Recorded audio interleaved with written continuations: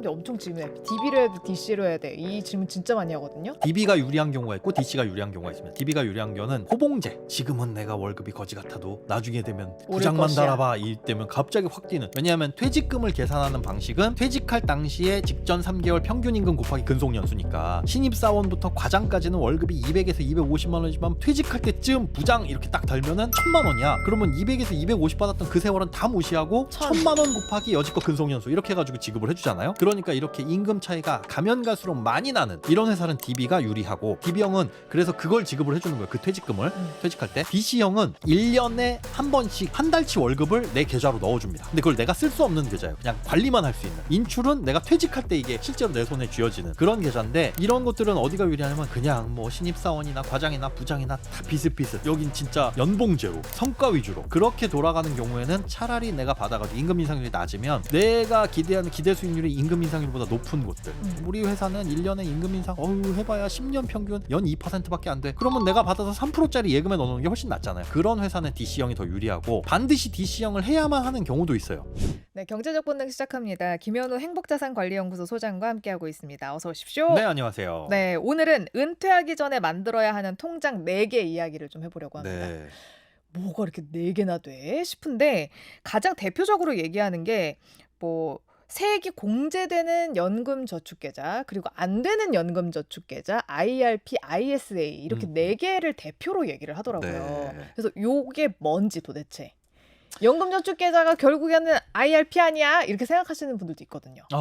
다릅니다. 네. 나라에서 세제 적격연금, 네. 세제 비적격연금이라고 불러요. 적격은 뭔가 뭔가 적합해라고 보여. 비적격은 뭔가 못 맞췄어 이런 느낌이죠. 적격은 세액공제 혜택을 주는 거, 연말정산할 때 뭔가 환급 주는 거, 환급해 네. 주는 거, 이런 연금을 이 세제 적격연금이라고 부르고, 거기에는 이제 연금저축과 IRP라는 계좌에 내가 납입한 금액, 이것도 해당이 됩니다. 네. 그리고 비적격연금은 보험사에서 판매하는 무슨 연금보험 10년 이상 유지하면 비과세입니다. 뭐 이런 상품들. 혹은 내가 주식에 10억을 묻어놓고 매달 나는 배당금 받아. 이것도 연금이잖아요. 어찌 네. 보면. 근데 그런 것들, 이거는 공제 혜택 하나도 없죠. 그래서 세액공제 되는 것 말고 그 외의 모든 연금성 자산을 세제 비적격연금, 네. 개인연금 그렇게 부릅니다. 네. 자, 그러면 일단 적격연금부터 네. 한번 알아볼까 봐요. 그러면 세액공제가 되는 연금저축펀드. 네. 일단 지금 얘기한 4가지를 다 만드는 게 좋나요? 아니요. 절대 에버. 아, 그래요? 그 중에 세액공제 안 되는 세제 비적격연금은 네. 연금보험 상품들 이런 거 있죠. 네. 웬만한 가정에서는 필요가 없고, 오히려 저는 노후를 망치는 주범이라고 봐요. 건강보험료 때문에. 아니요. 건강보험료는 개인연금은 안 들어가요. 이 연금보험이라는 거의 구조 자체가 유리할 수가 없어요, 나한테. 지금 보험회사에서 들으면 안 좋아하실 텐데 어쩔 수 이게 없어요. 보험만 있는 건 아니잖아요. 세제 비적격연금은 보험회사만 있죠. 네. 뭐 다른 곳에서 연금성 상품을 판다고 해도 그거는 이제 확정 기간형 동안 내가 납입한 거 잘라주는 거기 때문에 상관은 없는데, 저축성 보험이라는 거, 연금보험을 포괄하는 저축성 보험이라는 거의 구조 자체가 내가 납입한 돈에서 사업비를 아주 많이 떼고 거기에 아주 낮은 이율을 복리로 붙여주다 보니까 이게 실질적인 가치를 보존하기가 불가능해요. 그리고 실질적인 가치가 뭐 수익이 많이 나서 붙었다라고 하더라도 보험사도 먹고 살아야죠. 민간 보험사다 보니까 수익비가 1을 넘지를 않습니다. 그러니까 내가 낸 돈 대비 받아가는 돈이 100이면, 내가 낸 돈이 100이라면 받아가는 돈이 100을 넘지를 못해요. 근데 이게 보험사에만 있는 게 아니라 증권사도 팔지 않아요? 어떤 게요? 이거. 세제 비적격? 아니면 비적격 세액공제가 안 되는 연금저축펀드. 그냥 개인이 들 수 있는. 아니요. 세액공제가 안 되는 연금저축 펀드라는 건 없죠. 연금저축이라는 말은 세액공제가 되는 상품이에요. 근데 물론 그거를 세액공제를 신청 안 할 수는 있어요. 저는 그걸 추천. 그거 말씀하시고. 네. 네네. 똑같이, 그러니까 연금저축도 연금저축 펀드라는 게 있고 연금저축 보험이 있는데, 보험은 이것도 세제 적격도 제껴버리고, 네. 우리가 연금저축 중에 해야 될 건 연금저축 펀드, 증권사에서 하는 이거는 이제 ETF도 내가 마음껏 투자를 할 수가 있고 뭐 일반 공모펀드도 투자를 할 수가 있는데, 그 연금저축 펀드를 가입해서 납입하는 건 세액공제 혜택을 얼마 줍니다라고 하지만 네. 신청 안 하면 그것도 안 하죠. 네. 네. 안 받거든요. 13월에 보너스 이런 거 없어요. 대신에 페널티도 없어요. 그러니까 연금저축 펀드를 세액공제를 받게 되면, IRP도 내가 납입한 거 세액공제를 받게 되면 무조건 정해진 대로 받아야 돼요. 55세 이후에 10년 이상의 기간 동안 나눠 받아야 되고, 10년 이상 기간 동안 나눠 받는다 그러면 난 1억이 있으면 1년 차부터 만 원 이렇게 받다가 맨 마지막 연도에 거의 1억 이렇게 끝냈을 거야. 이거 연금이잖아. 이게 과거엔 됐어요. 네. 근데 지금은 안 됩니다. 2013년 이후엔 그거 바뀌어가지고 그 공식이 있어요. 이거를 뭐 이거 공식까지 얘기하면 복잡하니까 네. 어쨌든 정해진 대로 나눠 받아야 되고 그리고 심지어 1년에 받는 금액이 1,500만 원을 초과하게 되면 세율이 또 올라갑니다. 높은 세금을 내야 돼요. 내가 돌려받은 것보다 무조건 많이 토해내게끔 되어 있어서 잔잔하게 잔잔바리로 쪼개받도록 되어 있는 게 연금저축 IRP, 그러니까 세액공제 받은 것들. 네. 그렇게 발목을 잡히느니 세액공제 신청을 하지 말고 음. 얘를 투자 목적의 계좌로서 활용을 하셔라. 왜냐하면 연금저축 계좌는 깨거나 연금으로 받기 전까지는 그 안에서 샀다 팔았다 할 때 세금이 전혀 없거든요. 네. 과세 이연. 네, 과세 이연이죠. 그러니까 보통 우리가 일반적인 국내 주식에 직접 투자를 하거나 국내 주식과 관련된 ETF를 투자하게 되면 매매 차익에 대해서는 세금이 없지만 미국 주식과 관련된 국내 상장 ETF, S&P 500 네, 관련된 네. 국내 무슨 ETF 이런 것들은 샀다가 팔았을 때 그 차익에 대해서 15.4% 과세를 해요. 크다. 네. 커요. 근데 그게 연간 2천을 초과하면 네. 뭐 장기 투자했어요. 막 한 달에 진짜 50만 원씩 열심히 부어가지고 1년에 600, 한 3년 동안 부어서 그러면 1,800을 만들었는데 야 이게 따블이 됐네. 한 3,600 정도에서 팔았는데 한 2,000 정도 수익이 났어. 그거 초과하는 다른 이자나 배당소득은 내 근로소득, 사업소득과 합쳐가지고 세율이 올라가 버려요. 네. 금융소득 종합과세 대상자가 되고 심지어 그게 자기가 직장가입자가 아니라 건강보험 지역가입자다. 그럼 건보료에도 영향을 미칩니다. 건보료는 이게 2,000이 기준이 아니라 1,000이 기준이에요. 네. 그러니까 엄청나게 효율이 떨어져요. 그러면 이때부터 이제 세금의 문제가 되니까 연금저축 계좌, 연금저축 펀드 계좌에서 거기서 이제 샀다 팔았다 하게 되면 이거는 네. 세금을 안 내니까. 그리고 그럼 세금을 언제 내냐? 세액공제 안 받은 건 나중에 그거 계좌 깰래요? 나 이거 현금화 시킬래요? 그러면 원금은 당연히 세금이 없고 수익 난 부분에 대해서만 16.5% 과세를 하는데 이건 분리과세. 4억이 수익이네요라고 해도 금융소득 종합과세 대상이 아니라 그냥 16.5%로 딱 띄고 끝이에요. 그러니까 그런 투자 목적의 계좌로 활용하시는 건 추천. 오히려 세액공제 받는 것보다 네. 괜히 세액공제 몇 푼 받아가지고 그거 사실은 미래에 낼 세금이거든요. 왜냐하면 그렇게 연금을 받을 땐 우리가 일반적인 금융상품은 이자나 배당 소득에만 세금을 부과하잖아요. 원금에다 안 두고 이거는 원금에다도 떼요. 그러니까 60세에 내가 낼 세금을 지금 땡겨오는 겁니다. 연말정산 환급금이라는 거. 근데 이제 제 친구들 네. 중에서는 그런 질문을 하더라고요. 내가 진짜 부러운 친구들인데 근데 돈을 많이 버는데 쓸 시간이 없어서 돈이 너무 많이 남는다. 네.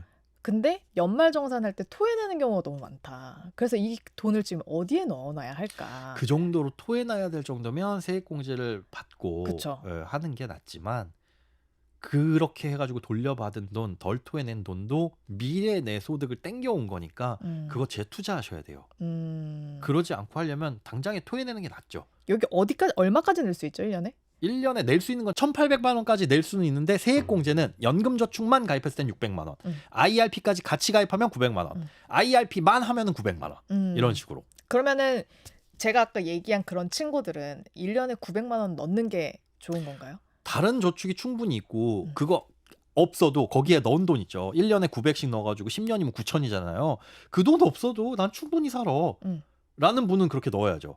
그런데 내가 월급이 250인데 여기에 세액공제 한도 600만 원 채워가지고 한 달에 50만 원씩 이렇게 넣어버리면 네. 결혼할 때 깨야 됩니다. 네. 그러면 여지껏 받았던 세액공제 혜택보다도 많은 돈을 토해내야 돼요. 그 의미가 없죠, 그러면. 그렇죠. 네. 이자도 못 받고 그렇죠. 끝나는 거나 마찬가지니까 수익이 많이 나면 많이 날수록 세금을 많이 내는 거니까 이거는 없어도 될 돈. 그래서 뭐 사회초년생들한테 굳이 그거 가입해서 연말정산 때 토해내는 거 싫다.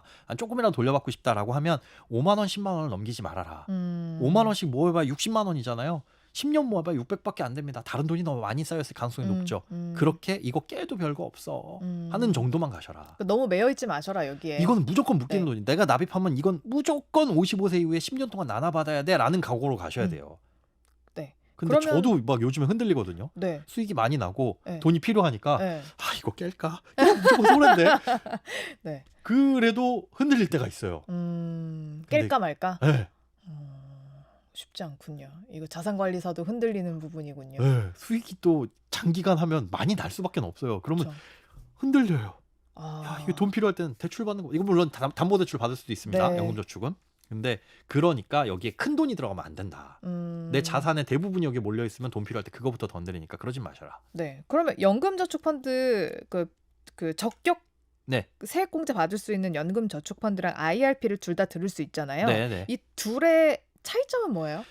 원래 IRP는 퇴직금을 받는 주머니 계좌입니다. 그런데 거기에 개인이 납입하면 똑같은 혜택 줄게라는 거고, 그리고 한도도 더 늘려줄게. 연금저축만 했을 땐 600이지만 이걸 단독으로 하거나 추가로 하게 되면 300을 더 주는 거야. 한데 IRP의 크나큰 단점이 있어요. 두 가지. 하나는 위험자산의 편입 비율을 70%를 초과할 수가 없습니다. 물론 이거는 편법으로 조금 더 늘릴 수는 있어요. 위험자산에 투자하는 게 엄청 장점이에요? 근데 장기 투자인데 네. 이거는 55세 이후에 쓸 수 있는, 물론 이제 50세에 가입하는 사람은요 하면은 그분이야 뭐 단점이 될 수 없겠지만 장기 투자할 거다, 나는 55세 이후에 쓰려고 20살 때 가입했다, 30살 때 가입했다라고 한다면 이걸 안전자산에 들어가게 되면 돈이 썩는 거죠. 물가 상승은 최소한 극복하려면 투자를 해야 되잖아요. 모두가 소장님 같지 않더라고요. 안 돼요. 그럴 거면 이거 하지 마세요. 그런데 위험자산이 70%밖에 안 되고 안전자산 무조건 30% 깔고 가야 되니까 네. 이게 수익률의 제한을 받아요. 그게 이제 1번 단점이고, 네. 2번 더 큰 단점은 뭐냐면 부분 해지가 안 됩니다. IRP는. 55세까지 들고 가야 돼요. 사람이 살다 보면 무슨 일 생길 수도 있잖아요. 근데 돈을 열심히 잘 모았어. 다른 돈도 있는데 여기에 한 1억이 쌓였는데 한 3천 정도만 요긴하게 필요해요. 좀 근데 이 3천만 깰래요. 손해를 보더라도 이게 안 돼요. IRP는. 깨려면 다 깨야 다 깨야 되고. 돼요. 담보대출도 안 돼요. 와, IRP는 담보대출이 안 돼요? 안 돼요. 근데 연금저축은 가능해요. 그럼 그것도 머리를 좀 써서 들어야겠다. 근데 이제 탈출하는 시기가 올 수는 있긴 합니다. 55세가 되면 연금저축 IRP 이게 상호 이전이 돼요. 왔다 갔다. 그러니까 그때 가서는 뭐 움직일 수는 있지만, 특히나 이제 젊은 층에서는 IRP로 하시는 건 돈이 더 크게 묶인다. 족쇄 잠금 장치 하나 더 이렇게 건다라고 생각을 하셔야 됩니다. 깨면 다 깨는데 어쨌든 법에서 정한 사유가 있으면 깰 수 있잖아요. 그렇죠. 그거 법에서 정한 사유. 네. 뭐 무주택자가 집을 구할 때, 네. 혹은 뭐 전세보증금이 필요할 때. 근데 전세보증금 필요할 때는 한 회사에 한 번입니다. 이것도 웃겨요. 이직하면 가능한 거군요. 네, 이직하면 가능하고, 왜 그 회사에선 두 번, 전세보증금 인상이야 집주인이랑 합의하는 거고, 내가 이사를 가면 더 올려줄 수도 있는 거잖아요. 근데 한 회사에밖에 안 돼요. 전세보증금은. 어쨌든 이상해요. 근데 그런 거 아니면은 뭐 6개월 이상의 요양 뭐 등등이 있어요. 정해놓은 게 있는데, 그렇다고 하더라도 돈은 그런 특별한 일 아니면 못 쓴다. 라고 보니까 생각합니다. 6개월 이상 요양 의료비나 개인회생이나 파산하거나 네. 뭐 천재지변이면 이런 경우에는 연금소득세를 떼고 네. 3.3에서 5.5인가? 그렇죠. 연금으로 받았다 치는 거예요. 그럴 때는. 근데 그렇게 연금으로 받지 않고 연금 이외의 방법으로 받으면 16.5% 이렇게 정해놓은 거라서, 그런 것 중에 연금으로 봐줄게 한 게 지금 말씀하신 그런 거, 뭐 무주택자가 집을 살 때 6개월 이상 요양, 그렇게 예외를 둔 거거든요. 네. 그러니까 어쨌든 세금은 세게 내요. 이게 진짜 해지하려면 그냥 망해야 되거나 세금을 조금 내려면. 네. 그러니까 이거는 못 쓰는 돈이라고 생각을 수 하셔야 됩니다. 있다. 그래서 앞서 그 뭐 55세까지. 질문 주신 거 900만 원 다 주는 게 좋냐? 못 쓰는 돈이라고 해도 문제가 사는데 문제 없으시다면 없으면, 예. 그러면 하셔라. 그래서 막 고소득 전문직 무조건 풀로 채우죠. 세액공제, 소득공제 못 받아서 좀 아쉬운 거니까. 네. 그분들은. 이 IRP는 근데 좀 다른 점이, 이건 소득이 있는 사람만 가입할 수 있는 거죠. 그렇죠. 네. 네. 연금저축계좌는 다 가입할 수 있고. 누구든 그 나이 제한도 없어요. 네. 그래- 애기부터 다 들 수 있고. 네. 그래서 오히려 이제 어렸을 때부터 장기 투자를 하고 증여를 미리미리 해주겠다라고 한다면 연금저축계좌에 매년 풀로 1,800만 원씩 넣어줘가지고, 물론 증여세는 미성년자는 10년간 2천이지만 아예 증여세 그거야 뭐 난 1억씩 줘놓고 증여세 나중에 줄게 몇 억이에요 하시는 분들은 미리미리 떼주는 그런 목적에서, 그럼 그 떼준 돈을 어디서 굴릴 거야 라고 할 때 연금저축 안에다 넣고 굴리면 그건 나중에 깼을 때 요 수익에 대해서만 16.5% 과세고 금융소득 종합과세 안 되니까. 네. ISA도 뭐 이 소득 조건이나 이런 것들 다 있거든요. 그러니까 그래서 미리 가입시켜 주는 경우가 많죠. 연금저축계좌는 그렇게 네. 하고, IRP는 소득이 있어야만 가능하다. 근데 만약에 5살인데 소득이 있어. 연예인이야. 그럼 들 수 있나요? IRP는 모르겠어요. ISA는 안 돼요. 안 돼요. 소득이 있어도 15세 이상인데 소득이 있으면 그건 가입 가능해요. 아마 음. 비슷한 조건 아닐까 싶은데 왜냐하면 그 소득은 부모님이 만들어줄 수 있거든요. 네. 사업소득은 얼마든지 그러니까. 평법으로. 제가 그런데 아는 집도 그렇게들 많이 예. 하더라고요. 직원으로 고용해가지고. 예, 15세 이상인 경우에 근로소득이 있는 경우에 ISA는 돼요. 근데 그런 편법을 막기 위해서 사업소득이나 이런 것들은 음. 못하게끔 되어 있거든요. 네. 뭐 그런 조건이야 비슷하지 않을까 싶네요. 그리고 가입해서 운용할 수 있는 것들도 아, 달라요. 예, 연금저축이랑 IRP 다르죠. 네, 그게 이제 IRP의 장점이 조금 더 다양한 금융상품을 고를 수 있다는 장점은 있어요. 뭐 여기서는 예금 아니면 뭐 ELB라든가 뭐 이런 원리금 보장형 상품 등등 좀 다양하게 되어 있는데 어차피 다양한 상품 할 게 아니라 나는 ETF로 투자할 거야라고 한다면 IRP나 연금저축이랑 똑같거든요. 네. 똑같으니까 굳이 돈이 묶이는 IRP는 하지 말라고 말씀을 드리는 거고 네. 나는 그냥 다양하게 원리금 보장형 상품으로 깔고 가도 돼라고 한다면은 뭐 문제는 없죠. 그리고 IRP는 좀 여러 증권사에 하나씩 다 만들 수 있죠. 연금저축도 가능해요. 그렇게 운영도 IRP 연금저축. 그래서 저도 IRP 연금저축 계좌가 여러 개예요. 그래서 여러 개를 두고 어떻게 운용을 하냐면 A라는 증권사에는 세액공제용. 여기에 납입한 건 이 납입한 돈은 1,800이잖아요. 여기에 납입한 거는 세액공제 신청을 하고 B라는 증권사에 납입한 거는 세액공제 신청을 안 해버립니다. 이건 투자용 계좌. 네, 이렇게 둬서 돈이 필요하면 이건 꺼내 쓰죠. 네. 이건 꺼내 쓰고 요 세액공제용 상품은 안 건드리고. 근데 꼭 여기 게 수익이 잘 나죠. 아니요. 아니에요? 제가 그냥 여기 걸 따라해요. 그 B증권사. 그럼 B증권사는 어떻게 하냐? 돈 주고 맡깁니다. 그럼 여기를 그렇게 운용을 한다. A증권사 거를. 이거는 팁을 이거 어디 특정 업체라고 이거 광고가 될 것 같아요. 팁이다, 팁. 네. 이거는 연 보수 0.5% 정도만 받는 곳들이 있어요. 네. 그거 연금저축 ISA, IRP 계좌를 이 투자 자문사예요. 투자 자문사를 통해 가지고 개설을 하면 투자 자문사에서 계좌를 만들어 주는 게 아니라 거기와 협약된 증권사 계좌가 생깁니다. 네. 그럼 이들이 하는 건 뭐냐면 내 돈을 가져가서 직접 굴려주는 게 아니라 나를 대신해서 주문만 넣는 거예요. 근데 그 주문도 내가 승인을 눌러줘야 돼요. 오늘도 막 리밸런싱 신호 오고 그랬던데 그 밥만 먹고 그것만 해주는 거예요. 샀다 팔았다. 근데 그걸 맨날 오늘 이거 샀다가 저거 샀다가 아니라 전체적인 흐름에 맞춰서 포트폴리오 구성하는 대로 가거든요. 비중 맞춰가지고. 그러면 여기는 쌓인 돈의 0.5% 뭐 100만 원이면 5천 원 정도고 근데 그 이상은 권리를 해주는 저게 있으니까 대가가 되니까 충분히 요걸 보고 나는 여기서 그거 되게 똑똑한 방법이다. 근데 거꾸로 가도 되죠. 여기는 100만 원만 넣어놓고 나는 1,000만 원 넣어놓은 이 계좌를 이렇게 쓸 거야 해도 돼요. 부지런하시면 얼마든지. 그러게요. 근데 그걸 못하게 막지는 않으니까. 그리고 참 IRP 있잖아요. 네. IRP에서 퇴직금 수령하는 방법 중에 많이들 질문하는 게 제가 이거 하고 있다니까 사람들이 엄청 질문해. DB로 해야 돼, DC로 해야 돼. 이 질문 진짜 많이 하거든요. IRP는 퇴직금을 받을 때의 문제고 네. DB나 DC는 회사를 다닐 때의 문제죠. 네. DB가 유리한 경우가 있고 DC가 유리한 경우가 있습니다. DB가 유리한 경우는 우리 그 호봉제. 지금은 내가 월급이 거지 같아도 나중에 되면 부장만 달아봐 이때면 갑자기 확 뛰는. 왜냐하면 퇴직금을 계산하는 방식은 퇴직할 당시에 직전 3개월 평균 임금 곱하기 근속 연수니까 신입사원부터 과장까지는 월급이 200에서 250만 원이지만 퇴직할 때쯤 부장 이렇게 딱 달면은 1,000만 원이야. 그러면 200에서 250 받았던 그 세월은 다 무시하고 1,000만 원 곱하기 여지껏 근속연수 이렇게 해가지고 지급을 해주잖아요. 그러니까 이렇게 임금 차이가 가면 갈수록 많이 나는 이런 회사는 DB가 유리하고 DC형은 뭐가 유리하냐? DC형은 어떤 식으로 주냐? DB형은 그래서 그걸 지급을 해주는 거예요. 그 퇴직금을 퇴직할 때. DC형은 1년에 한 번씩 한 달치 월급을 내 계좌로 넣어줍니다. 근데 그걸 내가 쓸 수 없는 계좌예요. 그냥 관리만 할 수 있는. 인출은 내가 퇴직할 때 이게 실제로 내 손에 쥐어지는 그런 계좌인데 이런 것들은 어디가 유리하냐면 그냥 뭐 신입사원이나 과장이나 부장이나 다 비슷비슷. 여긴 진짜 연봉제로 성과 위주로 그렇게 돌아가는 경우에는 차라리 내가 받아가지고 임금 인상률이 낮으면 내가 기대하는 기대 수익률이 임금 인상률보다 높은 곳들. 우리 회사는 1년에 임금 인상 해봐야 10년 평균 연 2%밖에 안 돼. 그러면 내가 받아서 3%짜리 예금에 넣어놓는 게 훨씬 낫잖아요. 그런 회사는 DC형이 더 유리하고 반드시 DC형을 해야만 하는 경우도 있어요. 임금 피크제가 적용되는 회사인 경우.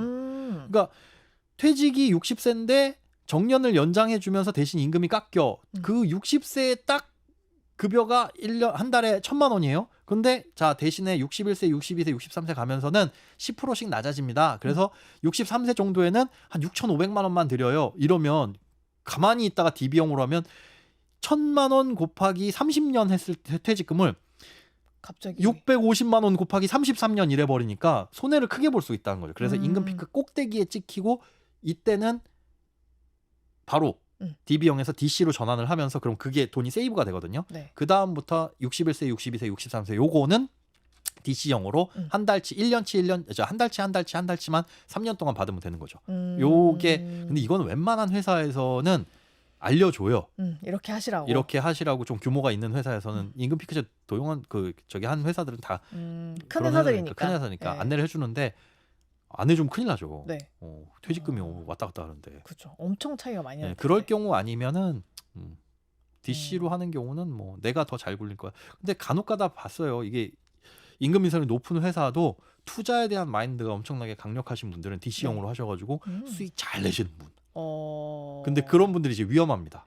주변에 권해요. 전도를 합니다. 일로 근데- 오셔라, 일로 오셔라. 네, 문제는 다 나갔지가 않거든. 그치. 근데 좀 무서워요. 그런 제가 거 아까 그래서 그랬잖아요. 위험 자산의 70%만 넣는 게 그 장점으로 볼 수 있느냐, 단점으로 볼 수 있느냐. 여러분 근데 잘 모르겠으면 그냥 S&P 500에 묻어두세요.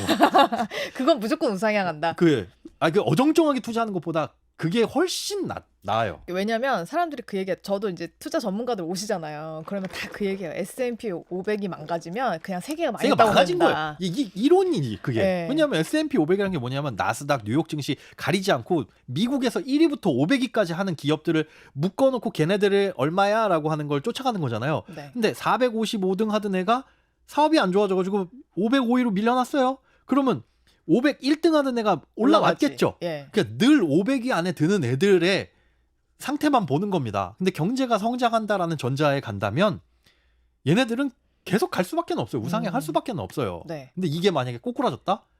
내가 20년을 투자를 했는데 20년 전보다 지금이 후퇴를 했다라는 거면 세계 경제는 다 망했다. 뭘 해도 망가집니다. 음. 집에 뭐 금이나 쌓아두면 모를까.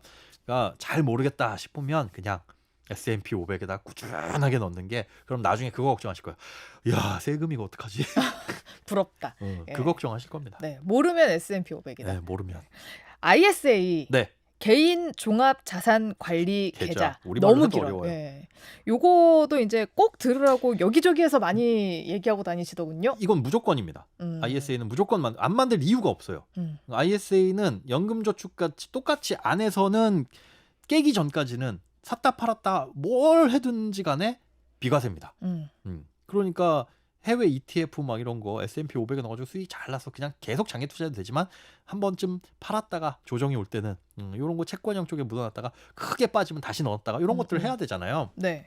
그런 거 하기에 딱 좋고 좋은 점은 이게 3년 이상 유지하고 해지를 했을 때 그때 가가지고 이제 세금을 내게 되는데 총 발생한 수익 중에 200만 원까지는 비과세, 나머지는 9.9%로 저율과세하고 분리과세하고 끝나요. 네. 다른 소득하고 합산 안 하고 건강보험료도 영향 안 미치고. 그러니까 안 만들 이유가 없는 통장이죠. 이 안에는 뭐 ETF뿐만 아니라 뭐 예금, 적금 다양한 금융상품도 고를 수가 있고. 다만 이제 주의를 하셔야 될 게 ISA는 만기가 3년이긴 하지만 그거는 이제 비과세 혜택을 받기 위한 의무 기간이고 실질적으로 내가 유지를 계속하고 싶으면 그냥 무한대예요. 해도 되는데. 네, 계속해도 되는데 최대 5년까지 유지를 하면 이제 더 이상 한도가 늘어나진 않습니다. 최대 1억 원까지만 납입을 할 수 있고 그 다음에 해지를 하게 될 때 언젠간 이 돈이 필요해서 해지를 할 거잖아요. 해지를 할 때는 한 번은 다 팔아야 돼요. 그게 사실 제일 중요합니다. 들고 갈 수가 없구나 그거를. 아니요, 들고 가요. 음. ISA 계좌를 해지하면 어떻게 되냐면 ISA는 그냥 약간 보자기 같은 느낌. 아니 보자기라기보다 딱지. ISA라는 포스트잇을 딱 붙여놓는 거예요. 일반 계좌에다가. 그러다가 저 이거 해지할래요. 그러면 그걸 딱 띄면서 자 그럼 지금까지 발생한 수익 손실 얼마, 순수익 얼마 이렇게 계산하거든요. 근데 그렇게 띄고 나면 이 계좌는 폭파하는 게 아니라 그냥 일반 계좌가 돼버리는 거예요. 네. 그러니까 주식 투자하고 있다가도 계속 이어질 수 있어요. 문제는 그 딱지를 떼는 그 순간에 지금까지 수익이 얼마예요를 계산해야 되잖아요. 그런데 나는 S&P 500을 한 달에 그래 네 말 듣고 열심히 50만 원씩 잘 부어가지고 야 5천을 넣었는데 얘가 1억이 됐네. 한 번도 판 적 없어요. 장기 투자 아니라. 네. 나는 장기 투자만 했는데 워렌 버핏이야 해가지고 갔어요. 자, 내가 5천을 넣었지만 1억이 됐으니까 수익률은 100%라고 나오겠죠. 플러스 100%. 네. 그런데 팔지 않으면 내 돈이 아닙니다. 그쵸. 예. 이 딱지를 뗄 때 여지껏 수익 얼마 봤어요? 빵원이에요, 이분은. 판 적이 없으니까. 그래서 요 딱지를 뗀 다음에 이걸 팔면 아, 그때- 세금. 그때 그냥 일반 계좌 세금이 물려지는 겁니다. 아, 그럼 그 전에 팔아야 되는구나. 다. 예. 한 번은 팔아서 수익을 확정 지어야 혹은 음. 손실을 확정 지어야 그게 카운팅이 되는 거예요. 그러지 않고 그대로 가면 ISA에 넣은 이유가 없어지는 거죠. 그러니까 딱지만 꼈다 붙였다 한 거예요. 그러면 어쨌든 내가 넣은 게 다 플러스일 때 해지하는 게 가장 좋네요. 마이너스 날 때도 한번 해지하는 게 플러스를 깎아 먹으니까. 아, 둘이 이게. 예. 마이너스 할 때 중간중간 한 번씩은 팔아주고 다시 사는 한이 있더라도. 음. 팔았다가 다시 사면 수수료 찔끔 내겠지만은 네. 어쨌든 마이너스 500만 원 났네. 팔았다 다시 사. 그럼 마이너스 500이긴 그건 딱 킵해놓고 손실로 가는 거니까. 킵이잖아요. 아, 근데 마이너스 500. 그거 팔기가 쉽진 않죠. 그러니까요. 근데 그냥 계속 갖고 있을 거라면 음. 언젠가 갖고 있을 거라면 이렇게 많이 떨어졌을 때 한번 팔고 가는 것도 기분이 좋아집니다. 왜냐하면 자, 10,000원 내는 게 5,000원이 됐어요. 이건 지금 계좌를 하게 되면 마이너스 50%죠. 네. 팔았다가 다시 사면 수익률은 제로가 됩니다. 요새부터 이제 올라가는 거 다 순수익 플러스로 보이니까 착시지만 기분은 좋아질 거예요. 그래요. 예. 그리고 이게 뭐 일반형이 있고 서민형이 있고. 네. 근데 서민형 같은 경우에 가입할 수 있다면 가입을 해두는 게 좋아요. 이게 연봉 월급반 아니 종합소득 금액 4천만 원 이하 그리고 근로소득만 있는 경우에는 5,500? 네. 뭐 이렇게 되어 있죠. 네. 그러니까 그거 이하인 경우에만 서민형을 가입할 수 있고 그런데 그럼 비과세 한도가 조금 더 높아집니다. 높아지는데 한 번 그렇게 가입하면 깰 때까지 그게 유지가 돼요. 소득이 올라가더라도. 할 수 있다면 하는 게 좋은데 그건 내 맘대로 되는 건 아니니까. 네. 내 연봉이 딱 그 정도에 네. 맞아야 되니까. 네. 그래서 할 수 일단 할 수 있다면 서민형으로 가입하는 게 해두시고. 좋고. 그리고 이제 고민하시는 게 뭐냐면 그럼 서민형으로 당연히 하는 게 좋지. 문제는 서민형을 하고 있다가 만기가 됐어요. 5년을 꽉 채웠네. 3년 물론 채우고 한도까지 꽉 채웠는데 이 상태에서 다시 만드는 게 좋으냐. 다시 만들면 이제 일반형이 되는 거고 다시 만들어가지고 또 다시 왜냐면 팔았을 때 비과세 혜택 200만 원이란 거 보고 정리한 다음에 다시 또 들어가면 그거에 대해서 또 다시 언젠가 200만 원이랑 비과세 한도를 이렇게 보잖아요. 그거 고민하시는 분들이 있는데 그거 200만 원 차이 뭐 그렇게 큰 것도 없고 400만 원 차이 그것도 큰 건 없습니다. 그냥 뭐 장기 투자 하시려면 그렇게 갖고 가시는 거고. 신탁형, 일임형, 중개형. 중개형으로 네. 하세요. 중개형이 증권사로 네, 들어가야 증권사에서 되는 거죠? 하는 거고 내가 직접 하는 겁니다. 네. 근데 대부분 이것도 되게 궁금해했어요. 제 동료들 중에서도 네. 선배 이거 ISA 계좌 만들려면 은행 가야 돼요? 이러는 거예요. 증권사 가세요. 그러니까 증권사에 안 가도 됩니다. 네. 앱으로. 휴대폰으로 가입하면 그쵸. 됩니다. 가라고 하는 말이 요즘엔 오프라인으로 가란 말 절대 아닙니다. 네, 뭐든. 네. 그래서 저도 그 얘기를 항상 해주거든요. 무조건 증권사에 가서 해야 된다. 왜냐면 할 수 있는 게 많아요. 예. ETF도 신탁형 같은 경우에는 ETF 할 수는 있는데 이게 실시간 매매가 아니에요. 은행에서도 저희 ETF 투자할 수 있어요라고 하지만 실시간 매매도 아니고 거래 방법도 복잡하고 그러니까 증권사에서 중개형 ISA를 하시는 게 난 이미 신탁형이나 뭐 일임형으로 해가지고 하고 있는데요. 네. 옮길 수 있습니다. 네. 이거는 1인 1계좌만 되기 때문에 여러 개 만들 수는 없고 다른 은행에 있는 거 뭐 이런 옮겨야 증권사로 옮길 수 있다. 그리고 이게 만기 후 60일 이내에 자금 일부를 연금 계좌로 옮기면은 세액공제를 더 받을 수 있다 이런 얘기 있던데요. 이게 세액공제를 더 받을 수 있다라는 개념보다는 네. 연금저축계좌의 한도에 영향을 받지 않는다라는 게 포인트예요. 뭐냐면 연금저축계좌는 1년에 1,800만 넣을 수 있잖아요. 네. 근데 ISA 만기가 됐어요. 나 이거 계속 굴리고 싶기도 한데 나 한번 세금 정산 한번 하고 새롭게 만들고 또 납입하고 싶어 이런 분들도 분명히 니즈가 있겠죠. 그런데 이 돈이 만약에 1억이다 나온 돈이 그럼 이 1억을 어떻게 굴리려고 하는데 일반 계좌에서 굴리면 이거 금융소득 종합과세 대상 뭐 세금도 복잡하게 생겼어야 되잖아요. 그런데 이 돈에 대해서는 연금저축에 집어넣을 땐 그래 1억 다 넣어도 돼. 이거는 이제 통제 안 할게. 그리고 이 납입한 금액에 대해서는 최대 10% 최대 300만 원까지 세액공제 혜택 더 줄게. 뭐 이런 식으로 넣어놨어요. 근데 그거는 예를 들어 1억을 넣었어요. 10%면 1,000만 원이지만 세액공제는 300만 원이고 나머지 그럼 9,700만 원 어떻게 해요? 그건 그냥 뽑을 수 있어요. 언제든 얼마든지.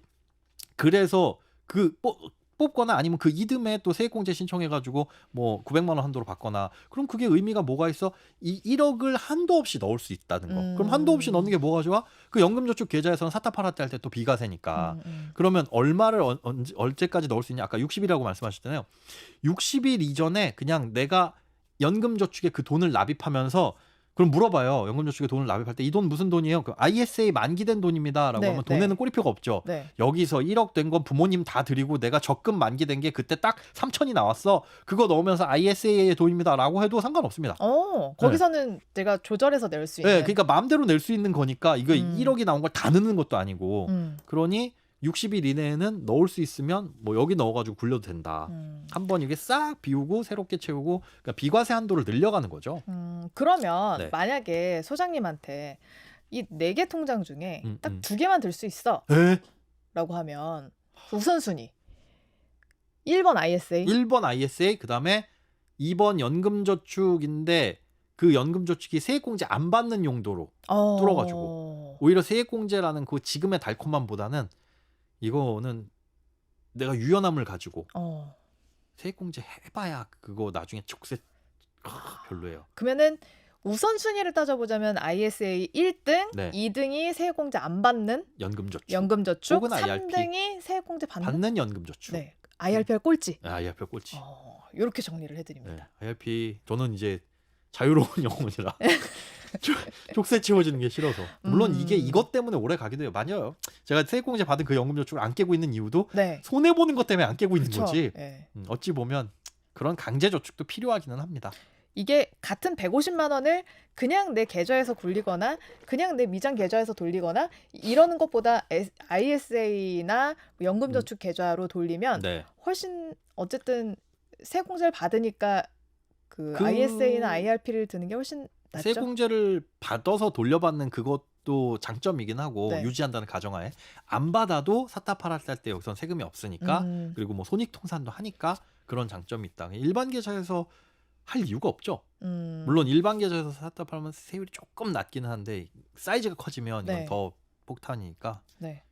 자, ISA는 그렇게 무조건 하셔라. 운영을 하시면 되겠습니다. 저희가 오늘 딱 4개의 통장을 어떻게 들면 되는지 어떻게 운용하면 되는지 말씀을 드렸습니다. 또 궁금한 거 있으시면 여러분 댓글로 남겨주시면 네. 저희도 친절하게 전해드리도록 하겠습니다. 김현우 소장이었습니다. 고맙습니다. 네, 고맙습니다.